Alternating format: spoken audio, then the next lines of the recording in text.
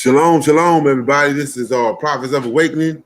This is our Friday night Q&A, and it's the beginning of the Sabbath, August 7th, 2020.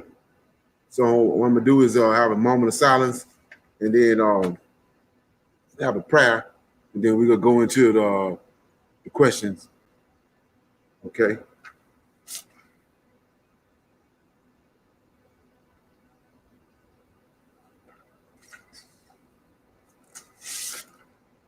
Oh Lord, we come before thee at this time. We have, Lord, we have set this time apart at the beginning of the Sabbath day that we may get that you have given unto us for rest. We are thankful for the knowledge and the understanding that you have given us up until this point. We seek thy face on this Sabbath, that you shower us with peace, enlightenment, and a sense of togetherness. Oh Lord, we see thine hand in the affairs of the world. We know and understand that what you have spoken in the past will surely come to pass. Turn not thy face from us, but hearken to this plea. Hearken, O Lord, and do. All praises unto you. Okay. So like I said, we're gonna it's a Q&A, and I'm looking forward to getting some questions tonight so we can clear up some stuff.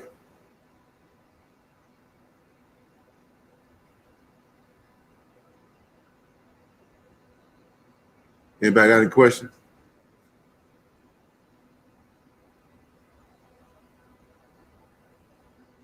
Any current events? Okay, actually, when I listened to the class, I found that a lot of what I was saying was muted, and I didn't realize it until after I listened to the class. So, with that being said, I want to backtrack a little bit on what I was talking about in reference to Raptor News. Okay. Okay, so he used the New Testament, and he spoke about Mary having a virgin birth, and as a result thereof, there came, as we know it, the Lord of hosts, who he calls Jesus of Nazareth. Okay. Okay. John 5:30, and then 6. So I just want to bring clarity, and not that Raptor News. Okay. You said John 5:30? Yeah, John 5:30.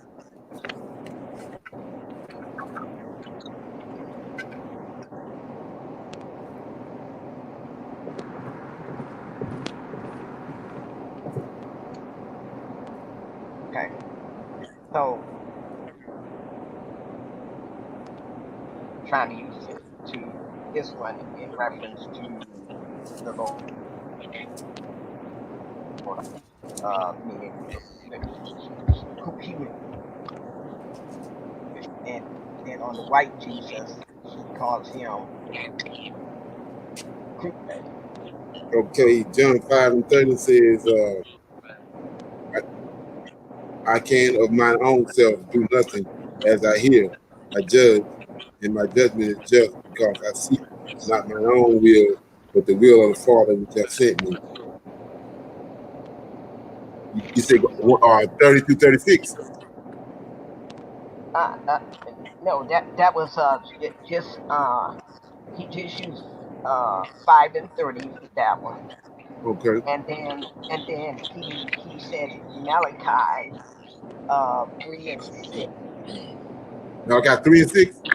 Malachi 3 and 6, and I guess in reference to the Lord of hosts, he goes.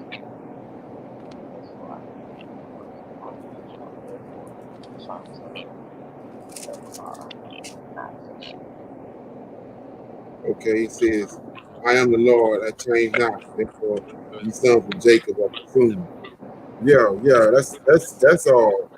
That's typical Christian stuff right there. So that means from a lot of the stuff that he talk about, he got a basic understanding of who the Lord of hosts is. You got to go Okay. back and reread that, because he doing what the Gentiles do. They making they turn the Lord of hosts into they superimpose the Jesus over the Lord of hosts. Okay. Yeah, because the thing that got me was he said that was Mary's baby, talking about the Lord of hosts, and the Immaculate Conception and all that. When we know that the Lord of hosts was even in the garden, so Right. I think he kind of, I mean, he fishing, but he needs to do a little bit more research so he can. And it was interesting because I felt like there's a lot of people that listen to him, and so it would behoove him to get his facts before folks start following him down the yellow brick road. Right. Right. So that was all I had. Yeah, you need to go back and get some more. You need to get reawakened, I guess. Yeah. Anybody else? Shalom, shalom. Okay.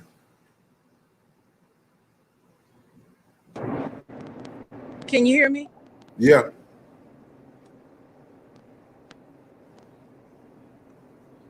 Yeah, I can hear Can you. you hear me? Yeah. Okay, hold on. Okay, so in episode number 1, I believe it was, you spoke a lot about the eyes of the Lord, and you helped us to understand that the eyes of the Lord was the 7 angels that Yahweh formed in the beginning. So my Okay. question is, does them how does them being formed out of fire help them to perform their roles or their duties for Yahweh? They just as there's 7 different expressions in him. He's the consuming fire, and he formed 7 beings from himself. That's why that's why they archangels, and that's the reason they hold. They come from the same fire he came from. Uh-huh. Right. He formed them from himself. Okay, and so the could you tell me where that scripture is that talks about um, knowledge and wisdom, and then could you say a little bit more about the way that the 7 are identified? I believe is it in Ezekiel? That's When it, Isaiah chapter 11. Isaiah chapter 11. Could you just talk about um, the spirit of knowledge? What the knowledge of what? The spirit of wisdom. Wisdom of what? Can you say a little bit about those 7, the way they're identified there? Well, okay, yeah. It's when you understand who they are, and their name tells you what their characteristics are. So Okay. like with Gabriel always the one bring understanding. Okay. But it's Isaiah chapter 11. Mm-hmm.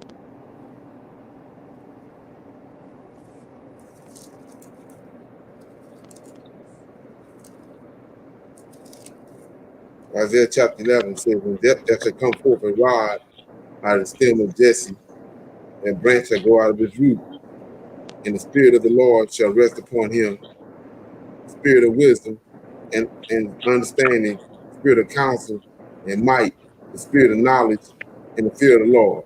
That's Mm-hmm. the 7 angels. And these are like I said before, what people not connecting dots on too is angels are minister spirits.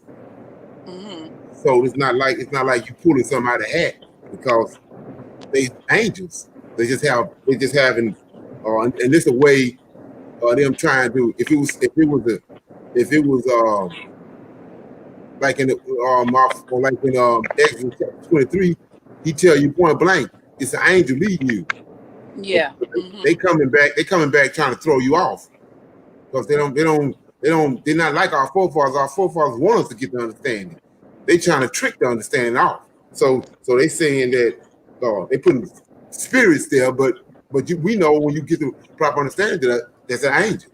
Okay. Mm-hmm. So it's the angel of the Lord, which we see all through the Tanakh. The first one is the angel of the Lord shall rest upon him, and then the angel of wisdom, that's Gabriel, the angel of understanding, the angel of counsel, the angel of might, the angel of knowledge and the fear of the Lord. So amongst these seven angels that he created in the beginning, all this stuff they possess all that. Like when like I said before with my okay, I had it right here somewhere. Yeah. But anyway, here you go. In my book that I had wrote, it gives you the understanding of these angels and how they when a soul is when a person passed away and their soul is brought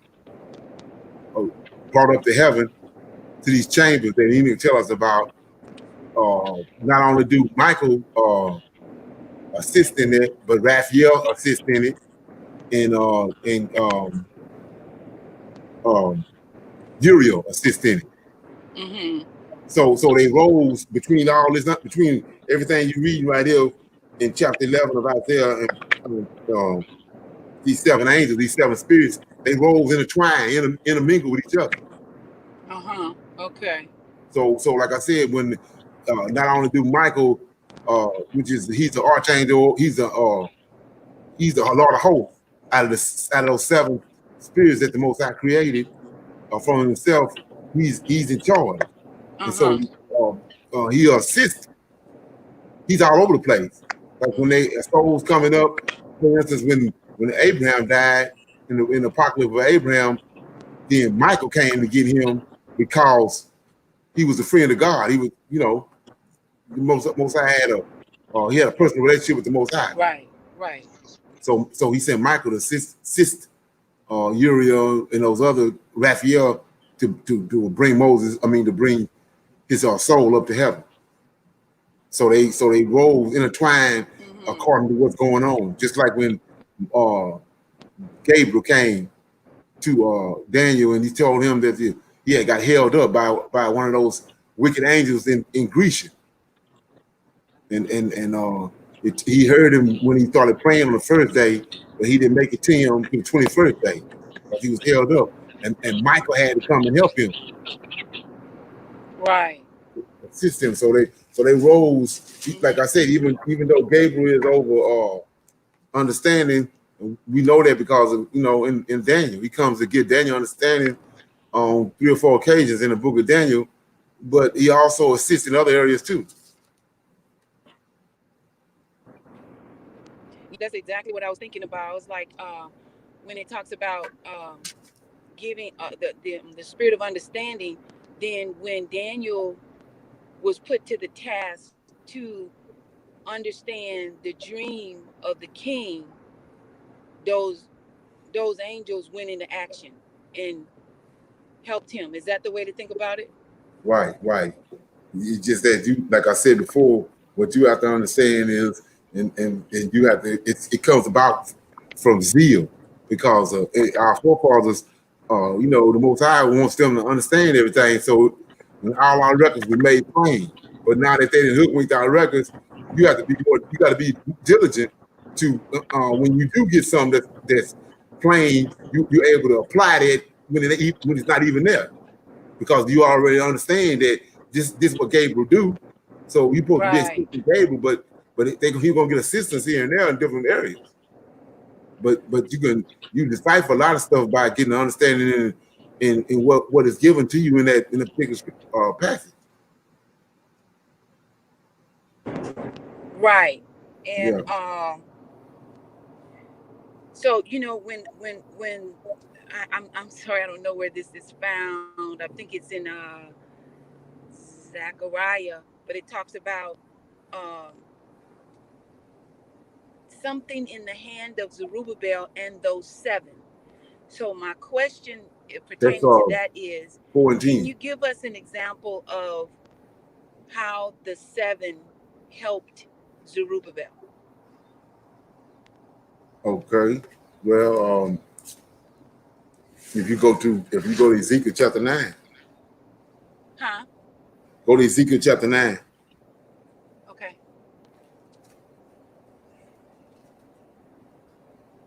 And was it the plummet in the hand of Zerubbabel, Right. and then what the plummet is the measuring line, or Yeah, the plumb line. okay. So we in Ezekiel chapter 9, and it says this is an example of them operating, and you can apply this to what was going on with Zerubbabel. It says, and he cried also in mine ears with a loud voice, saying, cause them that have charge over the city to draw nigh, even every man with a strong weapon in his hand. And behold, 6 men came from the way of the higher gate, which lie toward the north, and every man with a slaughter weapon in his hand. And one man among them was clothed with linen, with a writer's inkhorn in his hand, by his side. And he went in and stood beside the brazen altar. And the glory of the Lord God of Israel came up up from the cherub wherewith he was to the threshold of the house. He called the man clothed in linen with the writer's inkhorn in his hand. So we see right here how the 7 of them was all working in concert to get something accomplished. And Uh-huh. so you go to Zechariah.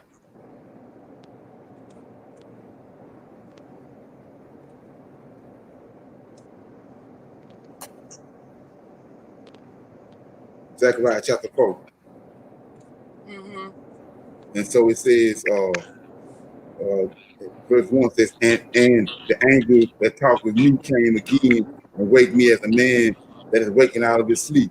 And he said unto me, what seest thou? And I said, I have looked, and behold, a candlestick all of gold with the bowl upon the top of it, and the 7 lamps thereon, the 7 pipes with the 7 lamps which are upon the top thereof. So it's not this. Well, we know that it's one of the 7, but it's not the Lord of hosts. Okay. But he come and assist him, and then he keep on going, and then he tells him in verse uh, 12, he says, Zechariah talking to the angel, and I answered again and said unto him, what be these olive branches which to the 2 golden pipes empty the golden oil out of themselves? And he answered me and said, knowest thou not what these be? And I said, no, my Lord. And then 14 says, then said he, these are the 2 anointed ones that stand before the Lord of the whole earth. So we know Mm-hmm. right here from verse 14 that that's the Lord of the whole earth is Michael. Yeah. Mm-hmm. So the angel talking to him can't be Michael. Okay. So that lets you see right there they working in concert right there. Mm-hmm. Right. Mm-hmm. Yeah. Let me Okay. see something going on with Um. this mic. Huh. Something going on with this mic. Let me see something.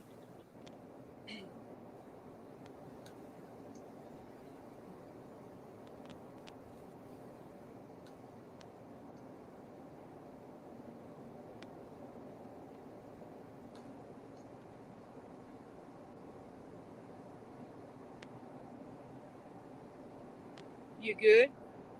Yeah. Okay. And so I'm gonna switch gears just a little bit here. Um. You had shared also in episode number 1. You talked about a person that is, heavily indoctrinated with the Christian understanding that they have to turn aside and search out not just that they are Hebrew Israelite, but search out their Lord. So when you say turn aside, what are you saying to people who might find it very challenging to hear or to even want to seek and search out their God? What do you mean by turn aside from? Well, the way this thing is working, the way it works is that nothing's gonna happen. It's just like when we episode 7, it was the Lord of Hosts, the one called out Joshua and Zerubbabel. So in these last days, it's him that's calling the people out. But you have to have enough cognitions and have enough zeal to know that when it comes, to search it out, and then the source where you heard it from, then you need to connect yourself to that to get the understanding, because it's an understanding that's the Most High that would understand He's bringing forth now. The truth in the last days, everybody ain't got it. Mm-hmm. So when it comes your way, the best thing you do is, or like they say about follow the cash or follow the money. Then you wherever you heard it at, then you deal with that source, and then you come back and counter everything that's being said. You counter it, because like I said, I have no problem with what nobody fact checking me or countering me, because I did it myself. Mm-hmm. I check my own self, but before I bring something out or convey something to somebody else, I can make sure that what was given to me was given to me by the Most High. Mm-hmm. So that's what that is. And by doing that, you can eliminate certain venues or certain places where you go where you see they're going in the wrong direction. You can eliminate that without wasting your time, because the time is short. Mm-hmm. I was talking to somebody the other day about so right now what people don't understand is the window didn't open up. Mm-hmm. We getting ready to be delivered or getting ready to leave. Is the window open? Now, the thing about that is, if you open the window, then it's gonna come a time it's gonna close it. Right. That's where we at. Uh-huh. Yeah. Okay. I don't know if I've ever heard you debunk the rapture understanding that Christians have. How would you debunk that event? Well, it's two things. Two things that, like I said before, when you understand that the New Testament is a nothing but a predicated off the Egyptian Book of the Dead, because everything that the heart said was written in red, and everything that Jesus said in the New Testament written in red. And so when you understand how these people operate, everything that they're doing, they got it from somewhere else. They stole it from somewhere else. And Okay. so, what was the question again? Debunking the rapture theory, and I guess Yeah, right. the, So if you go to, when you understand that, go to Ezekiel chapter 37. Ezekiel 37.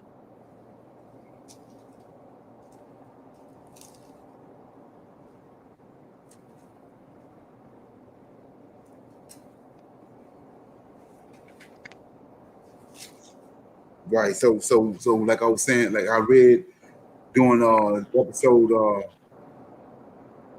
episodes 7 on Wednesday, how that how we see that the Messiah that's in Daniel 9:25 is none other than Zerubbabel, but by them using typology, they're gonna say Zerubbabel is a type of Jesus. So that totally annihilates the understanding of that story when you insert typology in it, because Yes. the actual person no longer is no importance. The Right. idol or the person you inserted in there is you can shine a light on them, magnify them. So right here in Ezekiel 37, the whole Christian world, Muslim world, and Catholic world, they got this story twisted. because of what's being conveyed in the story is that all our forefathers knew the Most High was going to resurrect them. There's going to come a time at the end that the Most High was going to resurrect all of them. And so the rapture, what these Gentiles and these Greeks and Romans did was they predicated the story of the rapture off of Ezekiel 37. And so an example of that is, first of all, anybody know it's common sense. If you got a valley full of bones, and then he tells you that can these bones live? Right. You know what I mean? So what do you mean by what can these bones live? He's saying, can these bones that's on the ground that dried up, all the flesh gone, can they live again? Right. And that's the question he asked me. Then he comes and says, 7. So I prophesied as I was commanded, and I prophesied, and there was a noise, and behold, shaking, and bone came together, bone to his bone. But you can't see none of that because you dealing with a pre-idea or a pre-conclusion that somebody already gave you. So you can see that. So then 8 says, and when I beheld, lo, the sinew, the same sinew that had dried up on the bone. The reason why it was dry, it said the sinew, then the flesh came up upon them, and the skin covered them from above, but there was no breath in them. So I mean, come on, we're telling you right there, he put the flesh back on that was on there, but there ain't no life in it, because the life that goes in there, it was taken up to heaven. Yeah. And so 9, then said he unto me, prophesy to the wind, prophesy, son of man, say to the wind, thus says the Lord God, come from the 4 winds, O breath, breathe upon these slain that they may live. So I prophesied as he commanded me, and breath came into them, and they lived, and stood upon their feet, and exceedingly great army. Then said he unto me, son of man, these bones is the whole house of Israel. That means ancestors, not us. We already alive. So he telling you he to raise up all our ancestors and brought them back to life. So which one is it? Is this right here, or is it the rapture? Right. See what I'm saying? He ain't rapturing nobody away. Yeah, go ahead. What'd you say? I said he ain't rapturing nobody away. He raising them up he raising them up on the ground and bringing the spirits that was in them back in their bodies. Ain't nobody being taken away in the sky, nowhere. Right. And with the Christian understanding of the rapture, they talk about we're gonna be changed in a moment, in a twinkling of an eye, and then we're gonna have new bodies. Right. But, it's not that we're gonna have new bodies. He's putting bodies and sinews and skin back on our ancestors, and that's where the disconnect is. Okay. And then my last question is this. You talked in the last episode, you talked a little bit about how Jesus was not only superimposed over, he was superimposed over a lot of our important ancestors, mostly to include the Lord of hosts. So my question is this: was he also superimposed over Enoch? Yeah, he called him the Son of Man. Okay. That's why Enoch is not included in there, because the book of Enoch is Most High's. Enoch is the Son of Man. So they couldn't allow for the book of Enoch to be put into the Bible, because you're gonna see who the Son of Man is. Okay. So they telling him he the Son of Man, but he ain't the Son of Man. The angel point blank tell Enoch, thou is the Son of Man. He said, and from this time on to all generations, that's who all his descendants gonna look toward him. He the Son of Man. Okay. And you helped us understand that each of those crucified saviors had a book to go with them. So if they superimpose Jesus over Enoch, then we're gonna be focused on Jesus and his book, and not Enoch and the book that's gonna lead us to the truth. Right. Okay. Right. And the whole purpose, that was the whole purpose of it. Enoch was the 7th from Adam. And so the Most High, at the time when Enoch came on the earth, his whole sole purpose was to be taken up for man to know from that point on that it's the heavens above and how it operates. Okay. And how it's set up. That's why I go to the book of Enoch to show you the 7 angels. Ain't no sun there. Hidden in the bosom is these 7 angels that he created in the very beginning.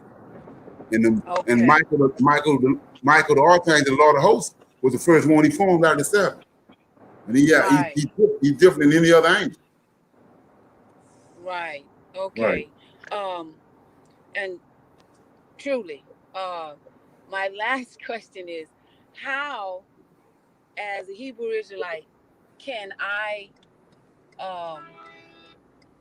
get the how can I employ the help of the 7 on my behalf or on our behalf? Like this, I don't know if I'm asking the question right, but the 7 are the eyes of the Lord, and they do the bidding of the Lord. Right. But they are the spirit of knowledge, the spirit of understanding, the spirit of wisdom, which we want. Right.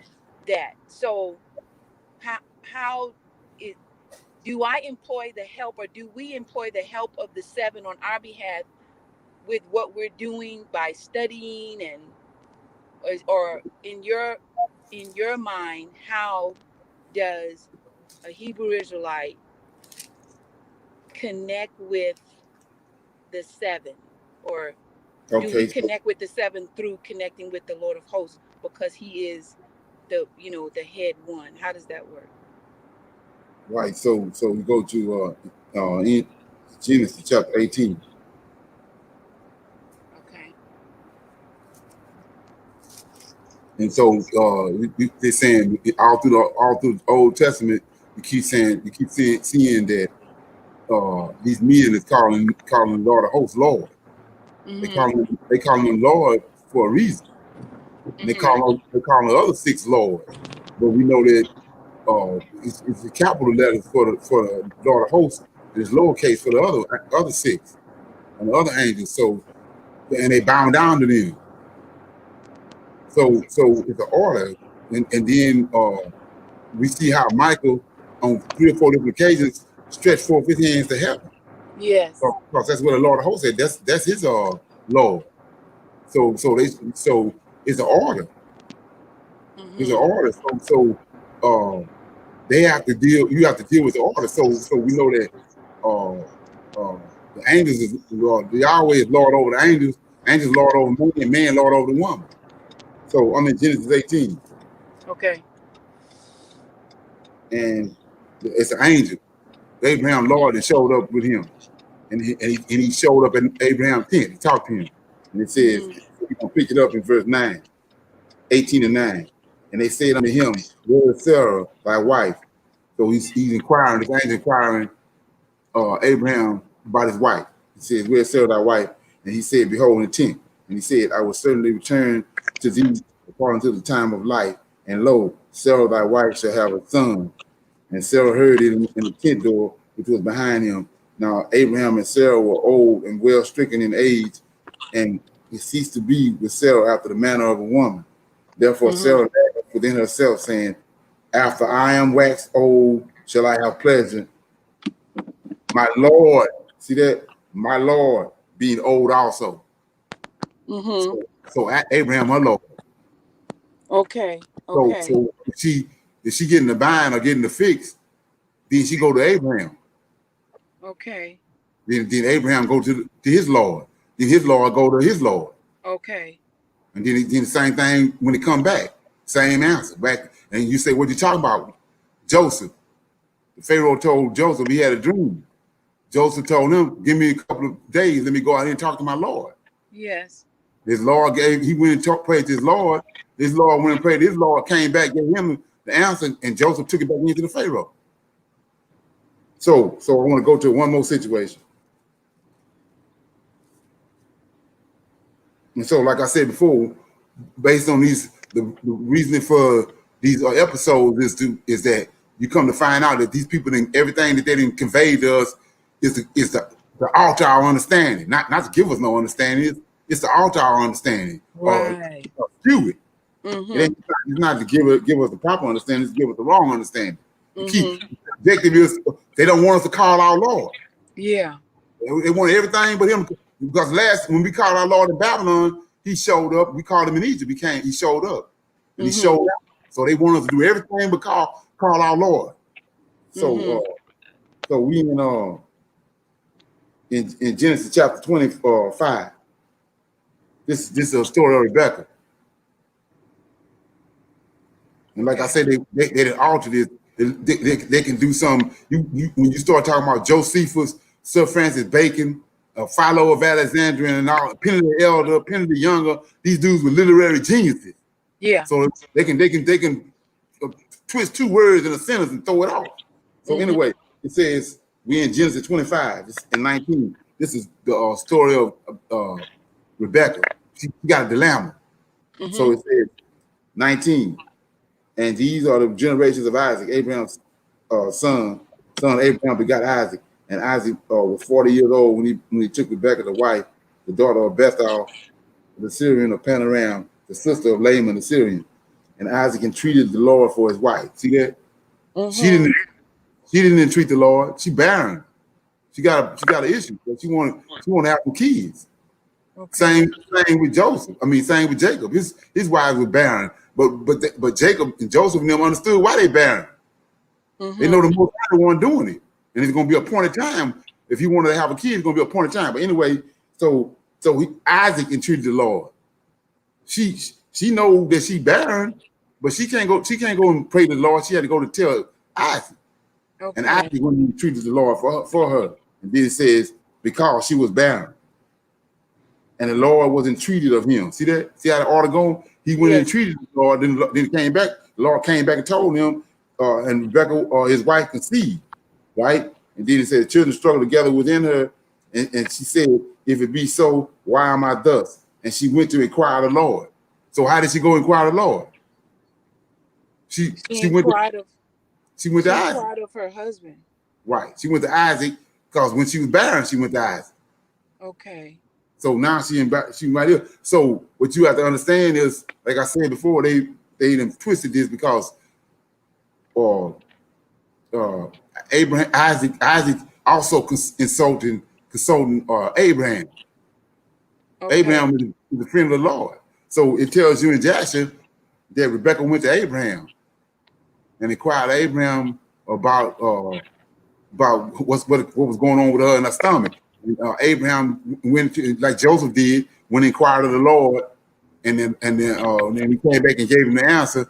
And Abraham told her what was going on, and what you get in 23 to 26. I'm gonna read it. Is what the answer was that the angel gave Abraham, and he gave it back, came back and gave it to her and Isaac.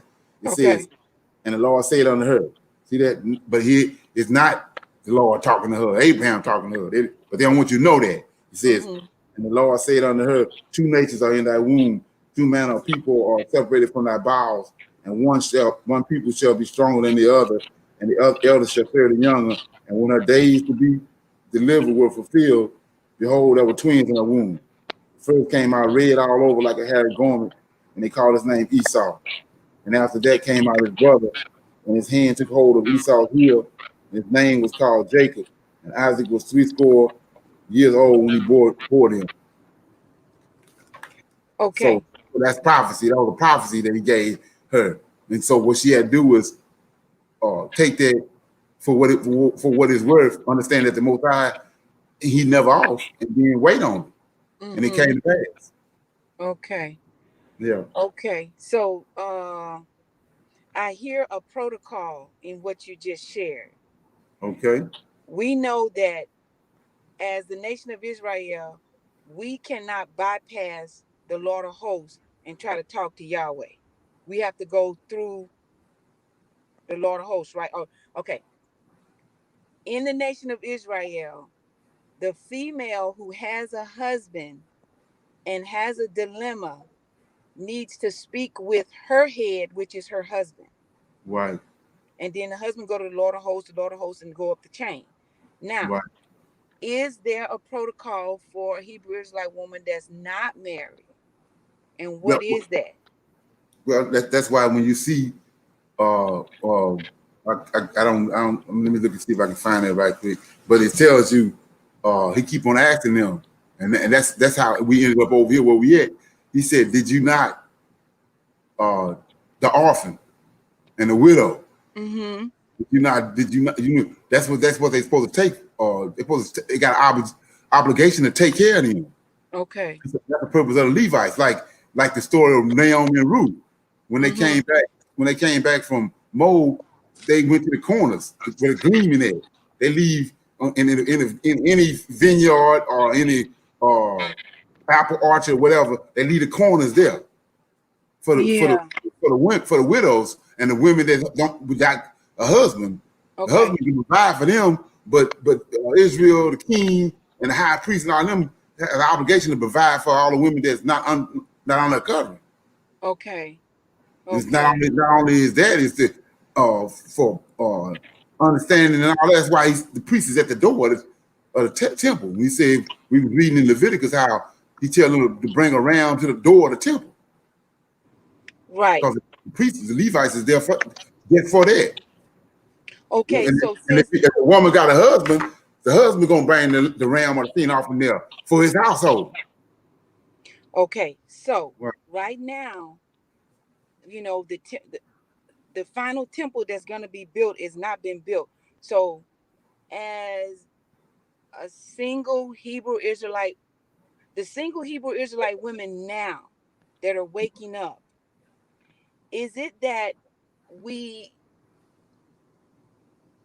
we cannot function in that protocol because we're not back in the land, or so how should we be inquiring of the Lord presently as we have awakened?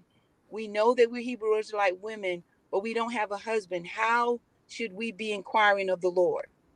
That's why I said when you understand that you develop a zeal for understanding, and then you get you link up with a organization or a group of Okay. people that and come under that head. Okay. Okay. You know what I'm Okay. saying? And So that's how you do that. So you can't just haphazardly jump up and join any old group. yeah. You go Okay. you go in looking for certain things with the understanding that you already possess. Okay. Yeah. So this is my last point, I promise. Single Hebrew Israelite women connected with prophets of awakening can inquire of the Lord through the Levites that are over prophets of awakening. Right. Just that's what a lot of this what Q&A is. That's what this is about. Okay. So Okay. that's why I say you should have questions. Okay. And then like I said before, our understanding been skewed. Just like we struggling with, some people don't want to talk about it, but we struggling with, a lot of Israelites struggling with the fact that JT an idol, right? Uh-huh. Okay, the Most High said you want to understand him, understand his creation. So, like I said before about the animals, people think that Most High created in the beginning. He created a lion and a female lion. No, he created a lion and a whole bunch of female lions. Right. He created herds in the beginning. So, in the lion kingdom, do you see a female lion? You see a single female lion walking around? See, No. say that again. Do you see any single female lions walking around looking for a male lion? No, they're All of them is in a herd with another male lion. okay. So Okay. so why is this problem in America today with the Israelites, the African Americans today? Because our understanding been skewed. Yeah. Mm-hmm. So you got single women because that's not how the Most High created in the beginning. We see how many Mm-hmm. wives David had, and how many all of the wives that Saul and all those other men had. So what no woman of marital age without a man, because the Oh, system that it had in place, they was under somebody covering, but you had okay. widows, but you had Yes. widows, you had Yes. widows, and Okay.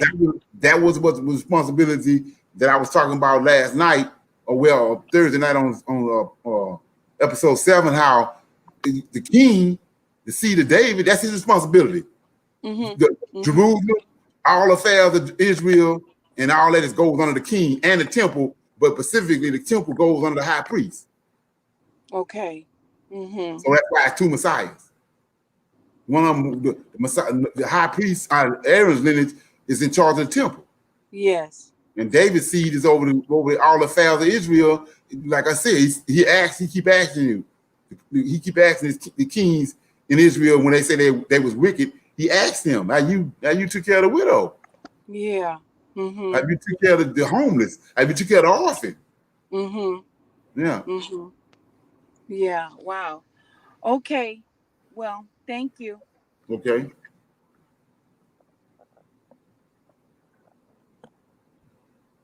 Okay. Anybody else?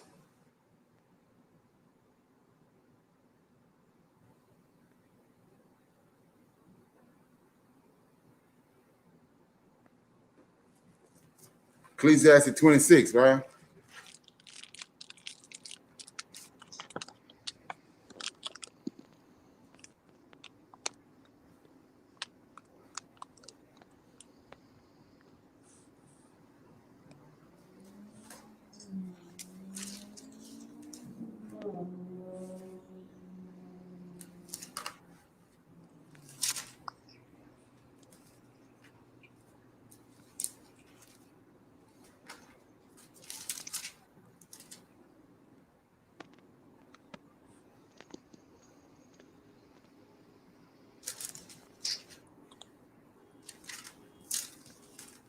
Yeah, I don't see Ecclesiastes 26. In the Apocrypha. Ah, Apocrypha.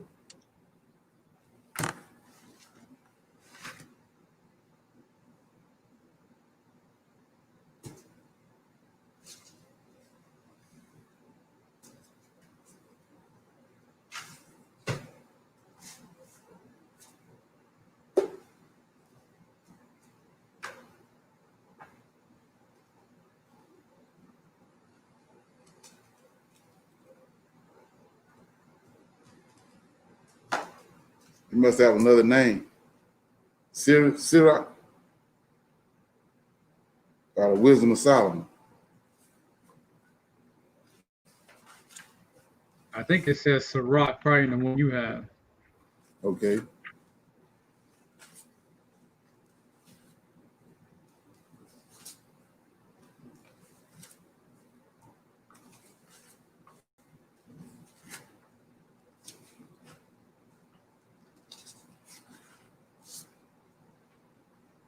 The joy of a good wife.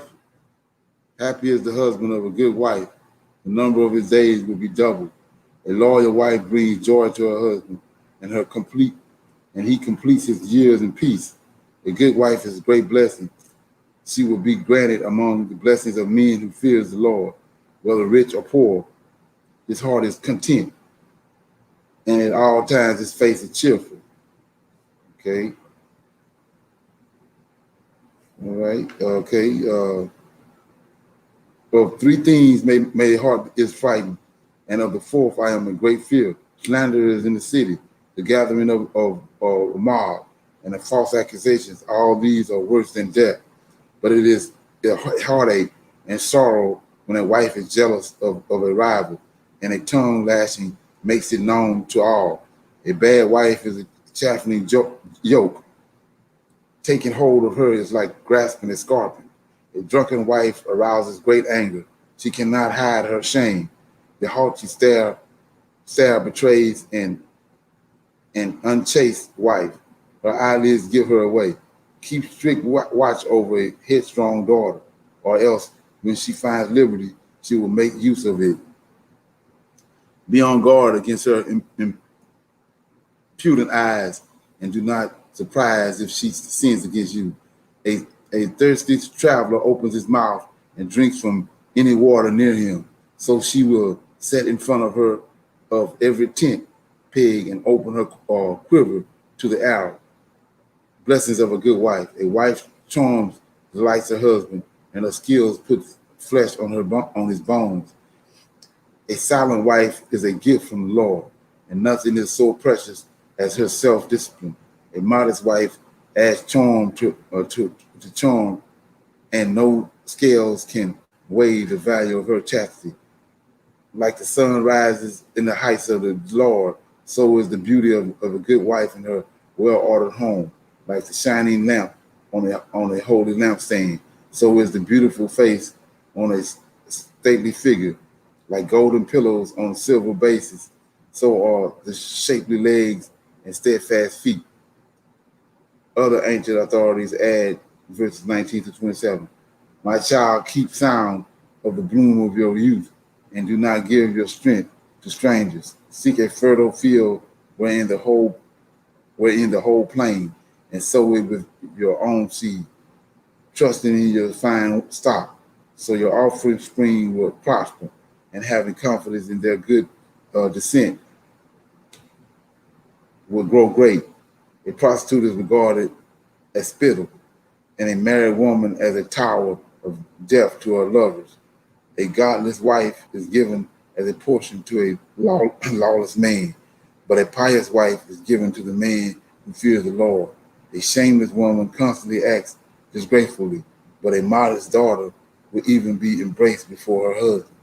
A headstrong wife is regarded as a dog, but one who has the sense of shame will fear the Lord.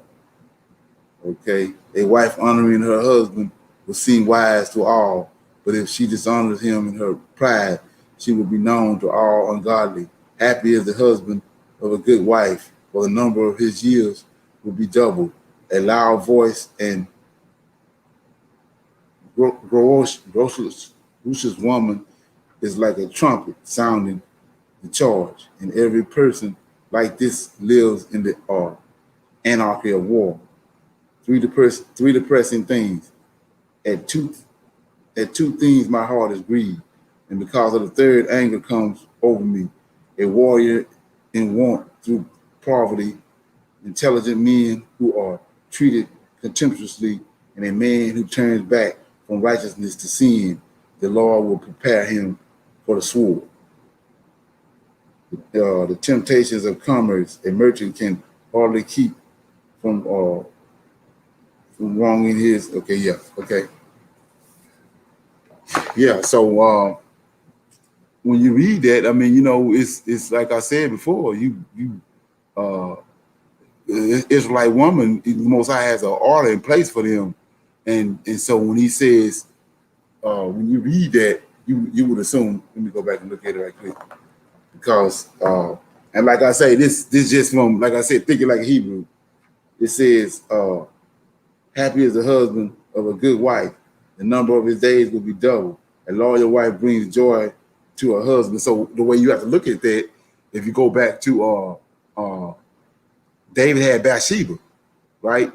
But and then at the same time he had Abigail, and then he had Michelle. So the thing about what you have to look when you read this in perspective, he's talking about every wife that he had. Got to be a good wife. He's not singling it out as that the man have to have, that he got one wife. He's saying that this particular wife, she got to be good. That particular wife have to be good. That particular wife have to be good. This Psalm 26 is applied to that, because we know the order. Like I was saying earlier about if you go and see you go and look at a lion pride is only one male there. So he got, it's more than one female there. So you have to apply that. So the same thing with it, like I said, hyena. It's more than one female there. It's one male there, but there's all kinds of females there. Then even with the gorillas, that's how the Most High created it. But it's not that I'm not doing no comparison contrast with humans and animals, but that's how the Most High set it up, and we see that's how it was in the Old Testament. That's how it always was. So when you're reading that, you have to apply that to, like I said, David had Bathsheba. She was a good wife. He had not only, but it wasn't just him and Bathsheba. He had another wife. He had Abigail, and the Bible tells you that she was a good wife. So, and not on, and then he had Michelle. Michelle wasn't right. He had to put Michelle away. So it's not conveying the fact that he got one wife. It's conveying the fact that every wife that he have, if she a good wife, is going to make him, it's going to compliment him. And then it also says about, which is Most High, it's in our laws. Don't mingle or marry outside your race, because you ain't gonna get no, it ain't gonna turn out good. So he said, go to your field, just like what Jacob did. Rebecca did with Jacob. She told him, go to my brother's house, to a good field, and get a daughter there from Panorama, where Laban was at. Go to a good field, and where the stock is good. And not only that, the Most High tells us that. The Lord of Hosts tells us that. Don't let your sons marry their daughters, and don't let their daughters marry your sons.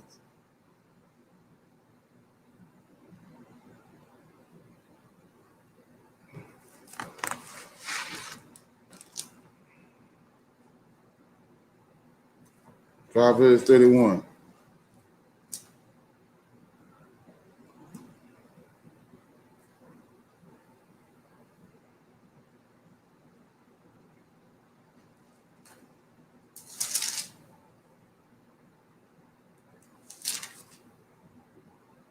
To the words of King Lemuel, the prophecy that his mother taught him.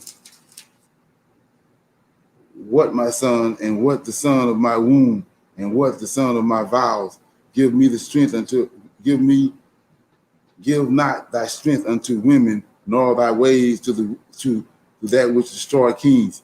It is not for kings, O Lemuel. It is not for kings to drink wine, nor for princes strong drink, lest they drink and forget the law and pervert the judgment of any of the afflicted. Give strong drink unto him that is ready to perish, and wine unto those that be of heavy heart. Let him drink and forget his poverty, and remember his mercy no more. Open thy mouth for the dumb in the cause of all such as are appointed to destruction. Open thy mouth, judge righteously, and plead the cause of the poor and needy. Who can find a virtuous woman, for her price is far above rubies? The heart of her husband doeth safely trust in her, so that he shall have no need of spoil. She will do him good and not evil all the days of her life. She seeketh wool and flax, and worketh willingly with her hands. She is like the merchant ships. She bringeth her food from afar. She rises also while it is yet night, and giveth meat to her husband, and a portion to her maidens. Okay, so what I'm gonna do with that is I'm gonna go over here to 2 Samuel right quick and show you something.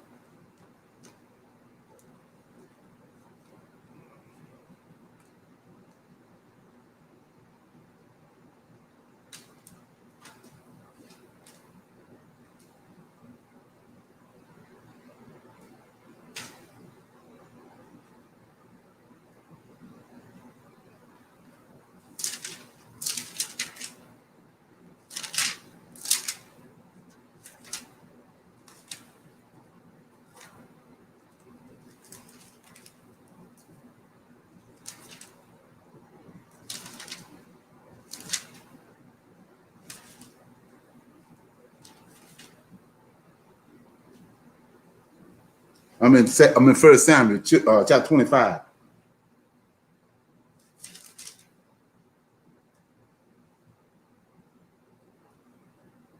Okay.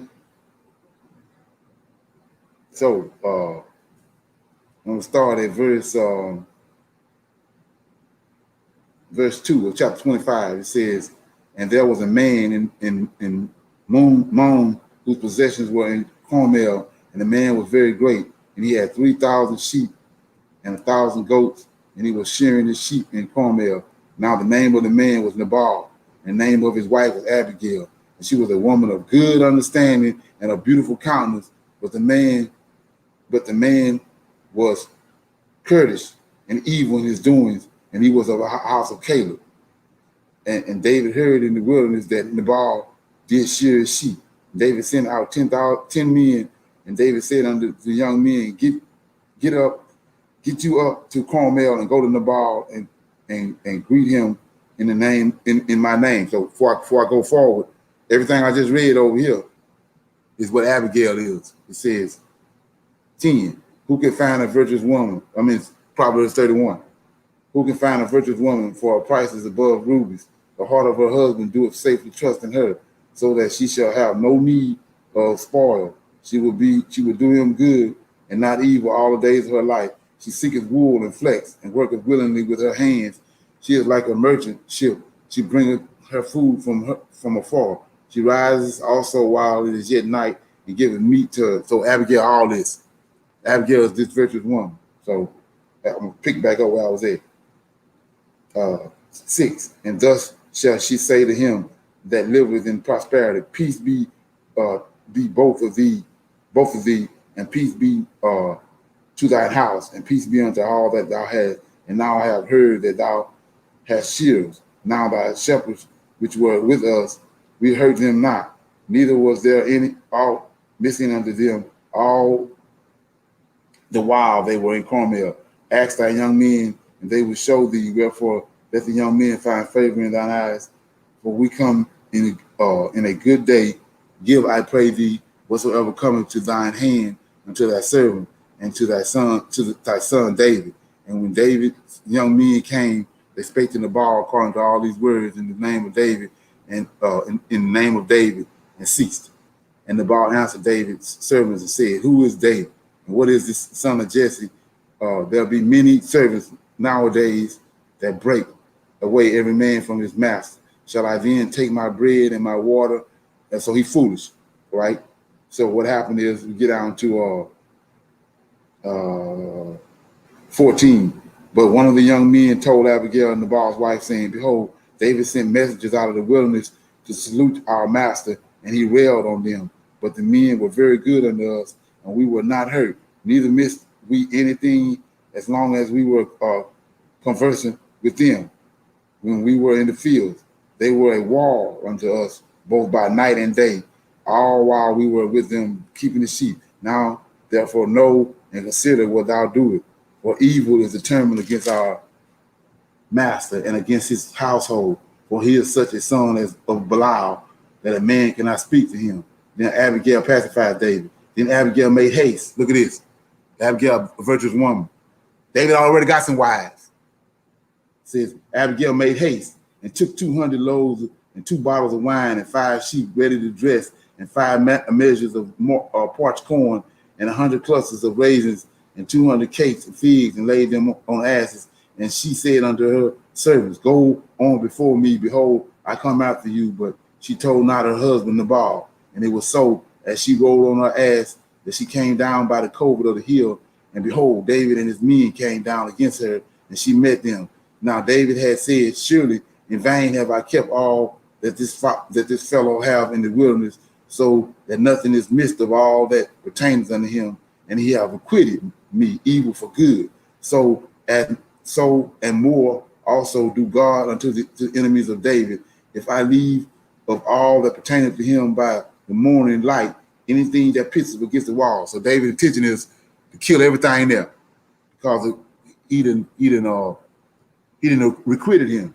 So 23, and when Abigail, this virtuous woman, saw David, she hastened, lit off her ass, fell down before David on her face, bowed herself to the ground, and fell at his feet, and said, Upon me, my Lord, upon me, let this iniquity be, and let thine handmaid, I pray thee, speak in thine audience, and hear the words of thine handmaid. Let not my Lord, I pray thee, regard this man of Belial, even Nabal, for as his name is, so is he. Nabal is his name, and folly is with him.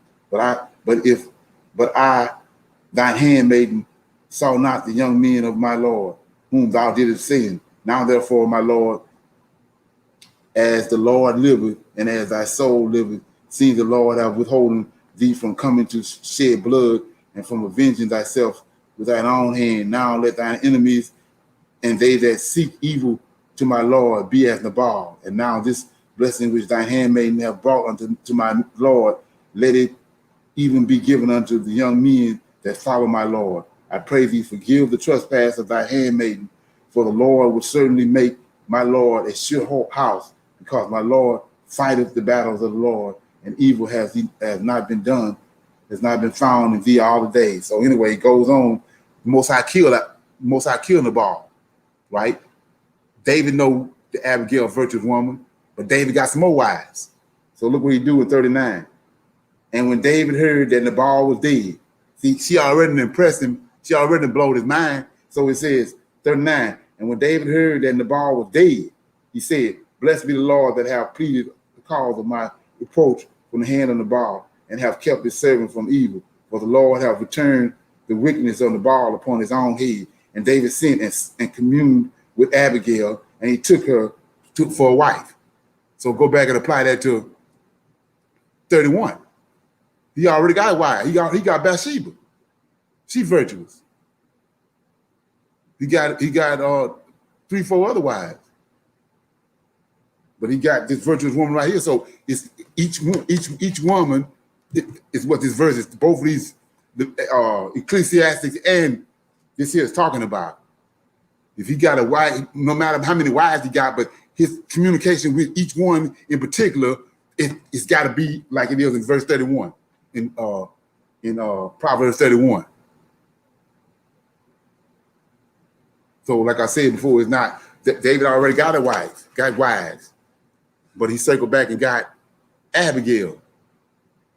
So that's how you got to apply that, because what it's not wicked. Him going back and getting Abigail is not wicked. Comments.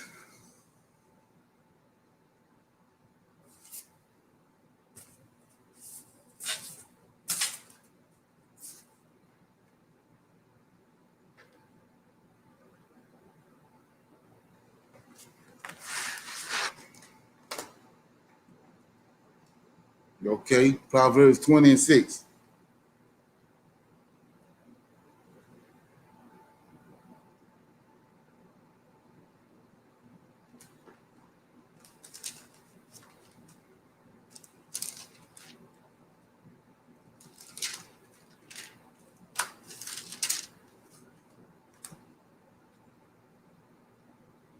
Most men will proclaim every one his own goodness, but a faithful man who can find. Okay. I mean, I'm lost on that one, but I go to Ecclesiastic 8:1.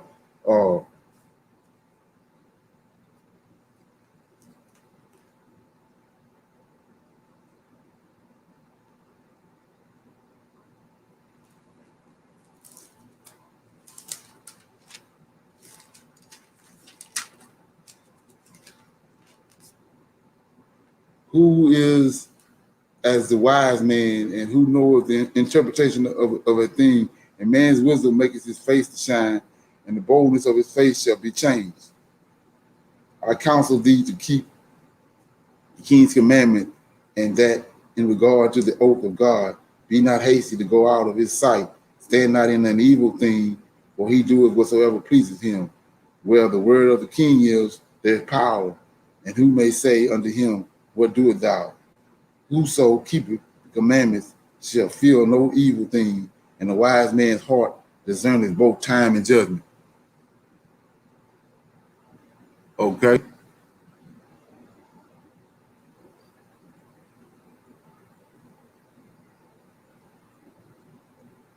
Comments.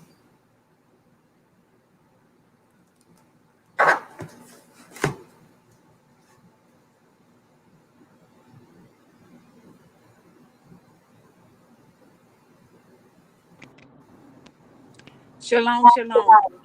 Okay. Beautiful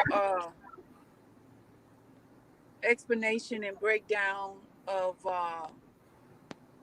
the Ecclesiastes, the Proverb 31, because the women on Monday night, we're dealing with the Proverb 31 woman. So we just got uh, some really great nuggets and a better understanding as you use that example of Abigail. I had never thought, I, it's not that Abigail is not a virtuous woman, but I had never thought to use her as that example. And so the explanation that you gave of, regardless of how many wives the Hebrew Israelite man had, each one of them had needed to fit that Right, right, description.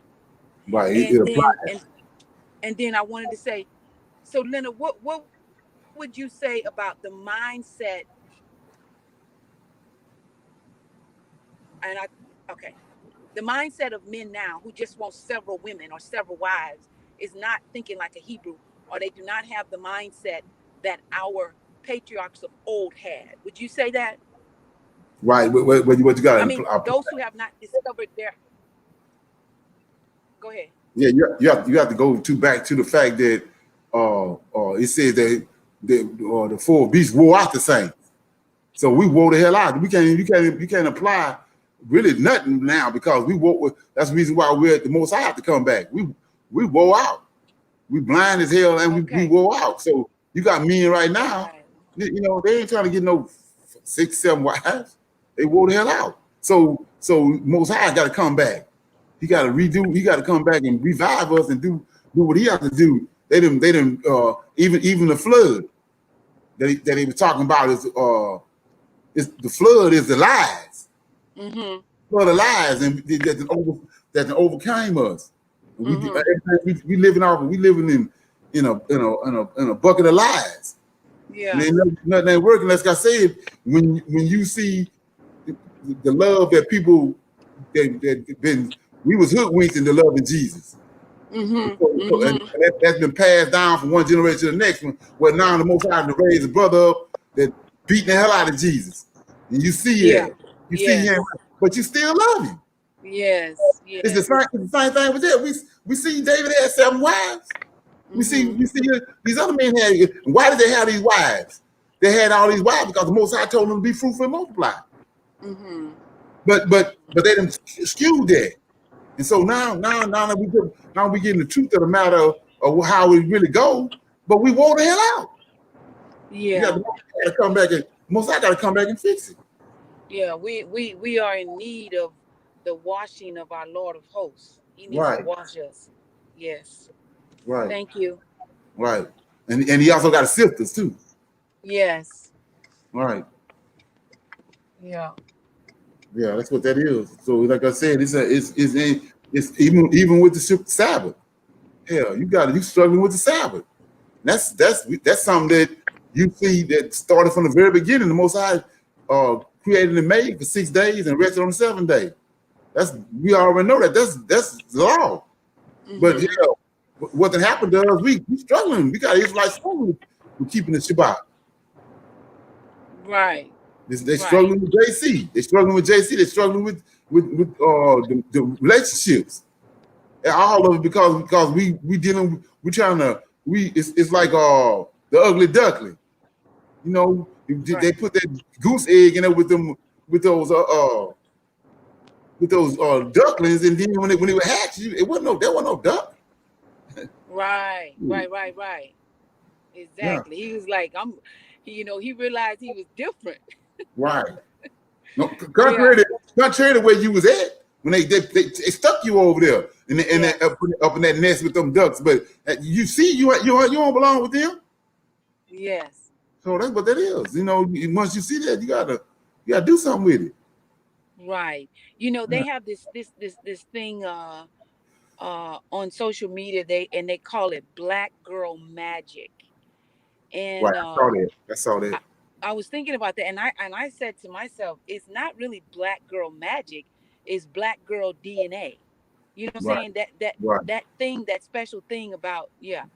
Right. um and we don't get that back in the fullness until the Lord of hosts washes us and sifts us and give us back that he thinking like a Hebrew woman and thinking like a Hebrew man and thinking like the Lord of hosts. So Right. um yeah. And then we don't it's some, it's like people would say that might say, oh, he cruel or whatever, but like I said, if you just pay attention, look around, go to one of those small towns or the white neighborhoods where they got a dollar store and just stand out there for a little while and see white folks going there. You're gonna see all those defects on them. Okay, that's what the Most High talking about. So then they got big old ears and all that. Man, come on. So then you marry them, then you got a daughter or a son with big ass ears. Well, if you wouldn't have married them, you wouldn't have them. Your son wouldn't have them big ass ears.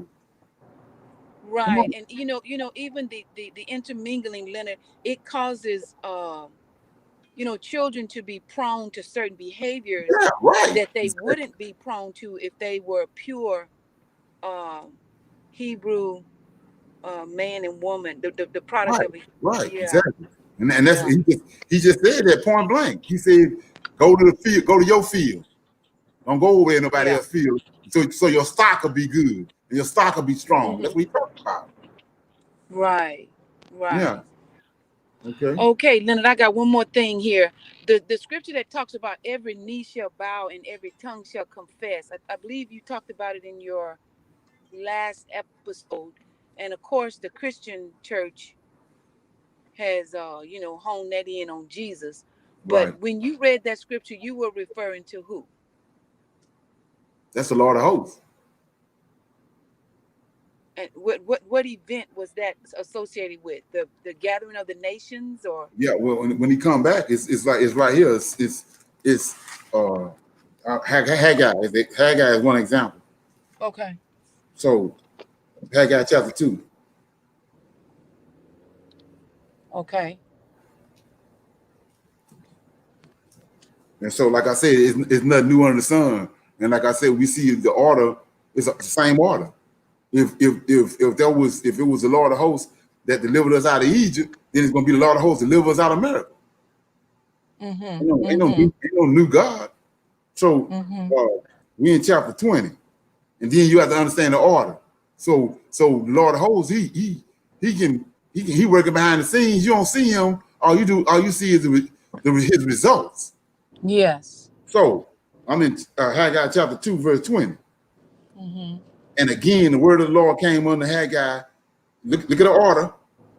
Say so Haggai talking to the Lord of hosts. We just talked about that. When a woman want to get something done, this is the order she got to go to. So it says, and again, the word of the Lord came under Haggai in the 4th and 20th day of the month and saying, speak to Zerubbabel. So the Lord of hosts telling Haggai, the prophet, speak to Zerubbabel, king of Judah, saying, look at this, saying, I will shake the heavens and the earth. I will overthrow the kingdoms, and I will destroy the strength of the kingdoms of the heathen, and I will overthrow the chariots and those that ride in them, and the horses and the riders shall come down, everyone by the sword of his brother. I mean, they're going to start fighting against each other.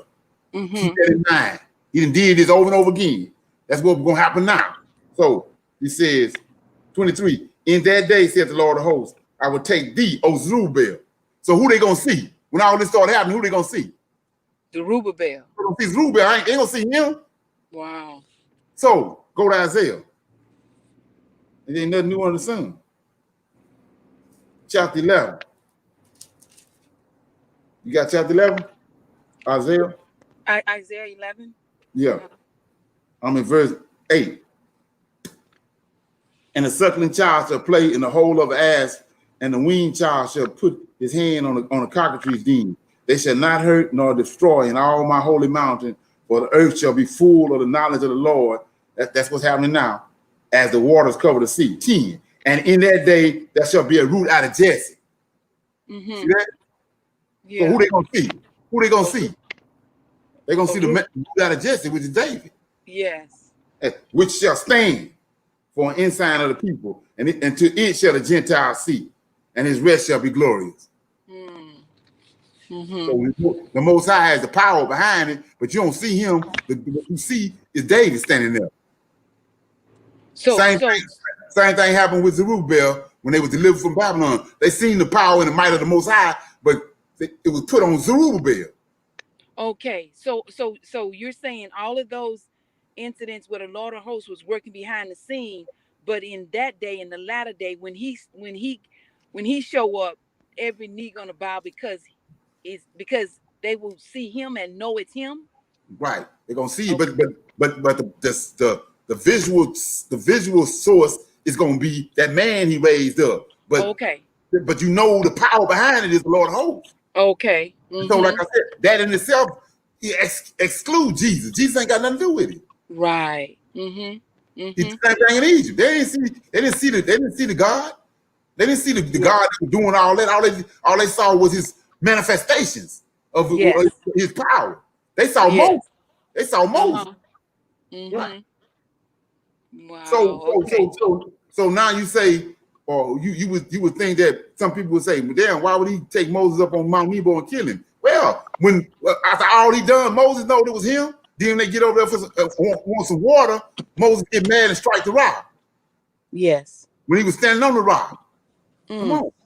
Mm-hmm. You have to understand that. So in Apocrypha, it tells you in the last days it saw a man. It saw the waters strolling back and forth. Then it said a man came up out of the sea. That's what I just read in Isaiah chapter 11, verse 10, son of David. It ain't Jesus. It ain't Jesus. Yeah. Thank Okay. you. All right. Anybody else got anything? Yeah. So you can let that the Ecclesiastes and all that stuff. You let it ferment. Then you can bring some questions tomorrow. We can beat on it again tomorrow. But let me I wanted to deal with something pertaining to the episodes, specifically the idols and the images, because that's our problem right there. And I want to shine this light on this and before I close. It says I'm gonna give a definition of what idolatry is. It says the worship of idols, extreme adoration, admiration, love, and reference for something or someone, right? Extreme admiration, right?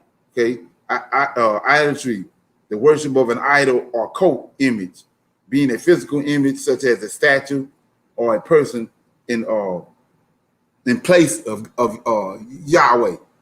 Then in the Abrahamic religion, namely Judaism, Christianity, and Islam, idolatry connotes the worship of something or someone other than Yahweh, as if it was Yahweh, as if it was God.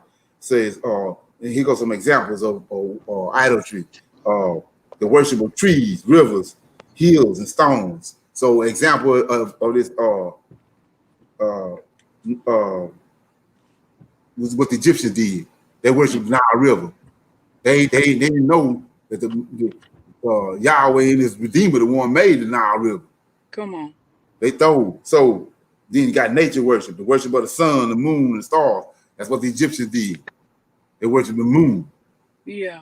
That's why I keep on saying you got thinking like a Hebrew. These people ain't thinking like Hebrews. Okay. So then you got hero worship, the worship of deceased ancestors. See, so we wasn't doing all that before we came over here. We picking all this up over here. These Egyptians worship. I mean, the Egyptians worship the ancestors. We wasn't doing that. So we doing all that now. So we caught up in this. So it says. So I'm gonna read the first and second commandment. And notice it's the first and second commandment. And ain't the last one. He came out the gate dealing with idol worship. So Exodus 20.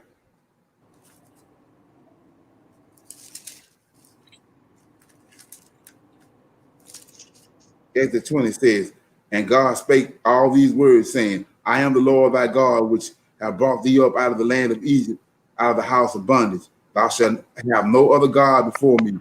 Thou shalt not make unto thee any graven images or any likeness of anything that is in heaven above, or that is in the earth beneath, or that is in the waters underneath the earth.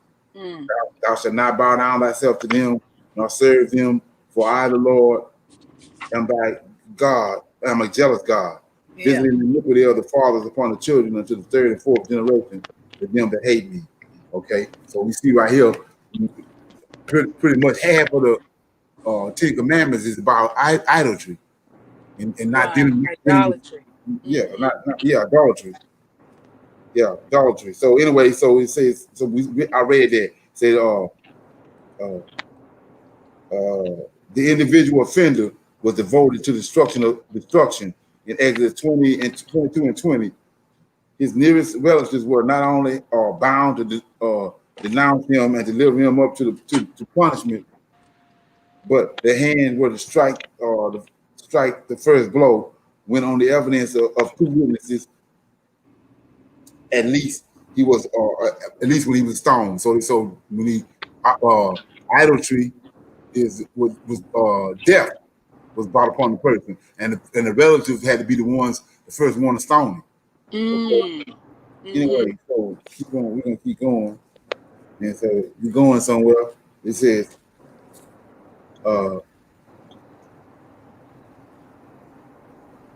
then there's another law. If you attempt to seduce somebody into to dealing with a false idol or worship, it's a crime of equal punishment. You stone to death for that, for trying to coerce somebody to worship an idol.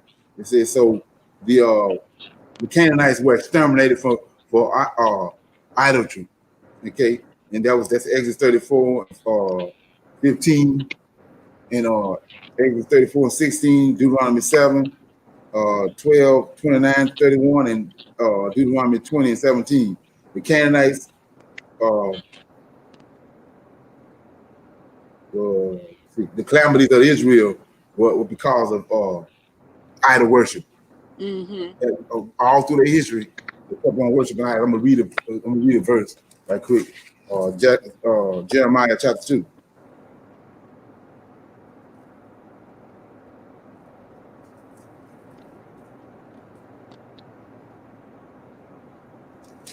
Jeremiah chapter 2 says,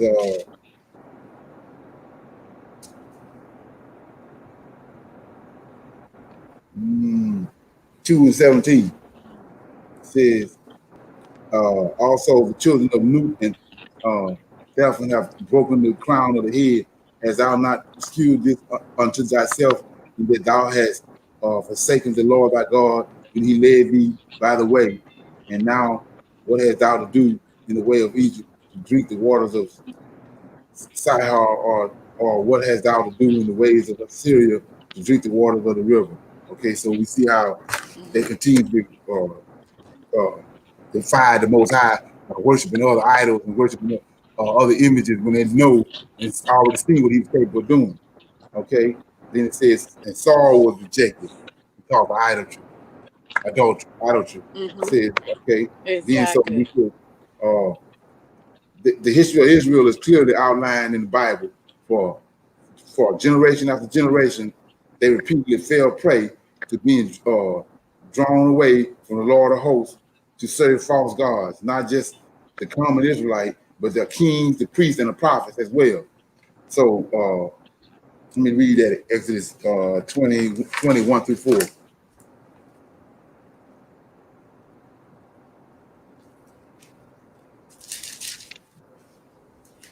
Okay. Oh, that's the Ten Commandments. Okay, yeah. So I just read that. All right. So it says, uh, this is eventually brought this is what eventually brought about Israel's final destruction by Antioch Epiphanes, was them worshiping these idols and pushing them to the side. You know, Yes. then it says at this point the Lord of hosts recompensed the idols on the Israel head. So I read all that to read this, and I'm gonna close it out. So I don't know if nobody know about this, but I'm in Ezekiel chapter 14. Mm. This our predicament right now. So when you dealing with somebody, whether it's your cousin or Pookie or Rodney, whoever it is, and they ain't getting it, it's cause of this right here. And so you realize you're in a special place. If you got it, you getting it, you're in a special place. So Hallelujah. Ezekiel.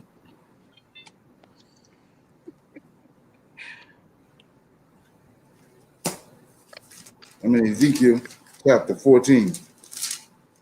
I'm gonna read this and I'm gonna close it out. Okay. Like I say, show this to you You get in dialogue with somebody, show them this. It says, then a certain, I'm in Exodus chapter 14. Then I'm reading 1 through 11. Then came of the elders of Israel unto me, that's Ezekiel, and sat before me. And the word of the Lord came unto me, saying, Son of man, these men have set, look at this, these men have set up their idols in their heart. Come on. And put thy stumbling block of their iniquity before their face. Should I not be inquired of them at all by them? So think about that. You got JC sitting there, and he set up in your heart. So he said, how in the hell you gonna inquire of me when you got the idol sitting up right there in your face and you got him in your heart? So therefore, speak unto them, say unto them, thus saith the Lord God, every man of the house of Israel that setteth up his idol in his heart and putteth the stumbling block of his iniquity before his face and cometh to the prophet, I the Lord will answer him that cometh according to the multitude of his idols. See, he gonna deal with you according to the multitude of your idol. Right. He ain't dealing with you righteously like he dealt with David and them, because you got an idol set up in your heart. So he said, that I may take the house of Israel in their own heart, because they are all estranged from me through these idols. Okay. Therefore say unto the house of Israel, thus saith the Lord God, repent, turn yourselves from your idols, turn away your face from all your abominations. For every one of the house of Israel or of the stranger that sojourneth in Israel, which separated himself from me and setteth up his idol in his heart, and putteth the stumbling block of his iniquity before his face, and cometh to the prophet to inquire of him concerning me, I the Lord will answer him by myself. And I will set my face against that man, and I will make him a sign and a proverb, and I will cut him off from the midst of my people, and ye shall know that I am the Lord. And if the prophet be deceived when he hath spoken a thing, and the Lord have deceived that prophet, and I will stretch out my hand upon him, and I will destroy him from the midst of my people Israel. And they shall bear the punishment of their iniquity, and the punishment of the prophet shall be even as the punishment of him that seeketh unto me, that the house of Israel may go no more astray from me, neither be polluted anymore with all their transgressions, but that they may be my people, and I may be their God, says the Lord. So what he's telling you is that you got idol, he's gonna recompense that idol on your head. So like I said, if you dealing with idol, and the idol got brown hair, you know, he gonna make him have blonde hair and blue eyes and with a tan. He gonna make him look even better to you. That's how he gonna do it. And that's so now when you out there trying to tell somebody something, so when you see that, then you see what's going on. You kicking against the bricks. The Most High got him shining in his face. The reason why he loved him so much. Because especially if you done dealt with him on various occasions, you know, and then and like I said before, the Most High, he ain't slacking. Before he brought that person on the scene, he dealt with him. And you know, like I said, I ain't crawled out from under no fig tree. You know, I've been dealing with me for a long time. Yeah. You know, and then on top of that, I'm not gonna say something I don't know what the hell I'm talking about anyway. Right. So yeah, it's Most High know exactly what he's doing. We saw how he worked his jelly with Zerubbabel. Right. Yeah. Leonard, could you read the definition of idol one more time? You say to love something extremely Right, harder? extreme admiration. Okay. It says extreme admiration, love, or reference for something or someone. Okay. So that's that right there in itself. If you're Israelite, you already know who your God is. So if you extremely admiring somebody else, then you know what I'm saying? Right. You're off track. So you say, what you talking about? Well, let's go to the garden. He Most High didn't form the man. You already know how he had to look. If Most High formed him, and he didn't gave this man to Eve, but you over looking at the serpent. Yeah. So what the Most High said, that desire, which is the admiration. Wow. The admiration, that extreme admiration for the serpent that got you caught up, you're gonna recompense it on your own head. Come on. Yeah. Come on. That makes sense. So anything and anyone if we're not careful, can become an idol in Can become front idle. of the Lord of hosts. Right. And then we, we not just like the Most High tell you he dwells at Mount Zion, right? Yeah. So Mount Zion is holy. Hell, Yeah. America ain't holy. Okay. So what is this place? It's idol worshipers over here. Mm-hmm. So you supposed to be, when you get here, you supposed to be expecting to deal with idols. Mm. Mm-hmm. Like, you go to Israel, you go to Zion, you expect to see the Holy One. That's where he dwell at. There's idol worshipers over here. Mm-hmm. So how you gonna be over here with idol worshipers at, but you ain't dealing with no idol. Right. And you've been cast off too. Your God to cast you off. You was dealing with idols when he was there.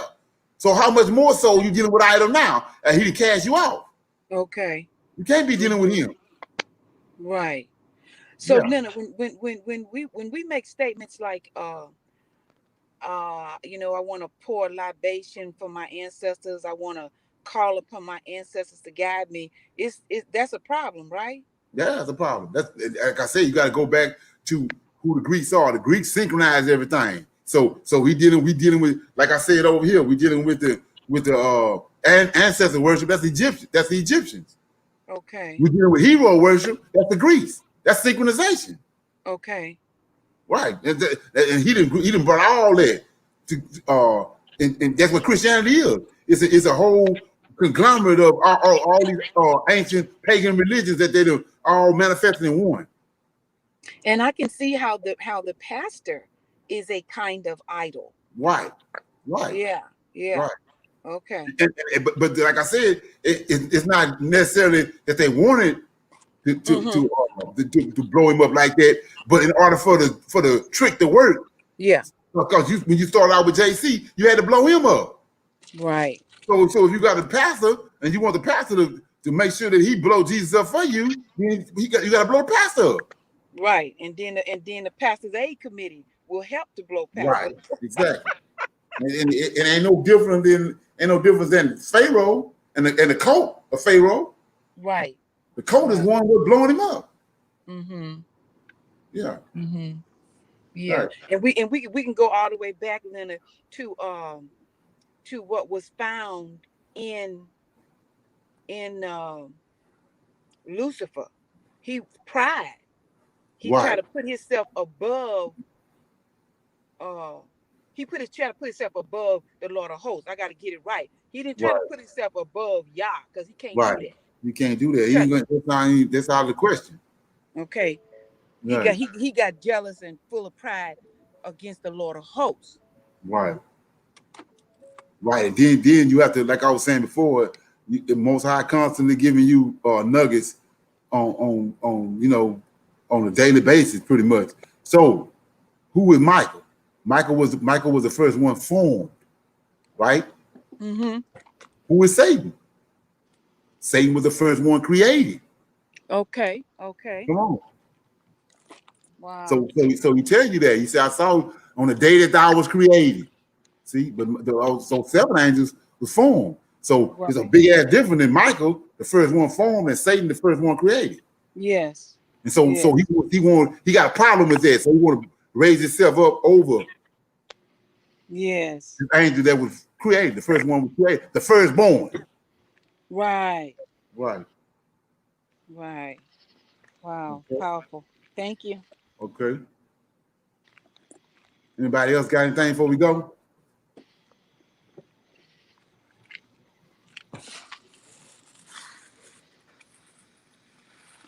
Okay.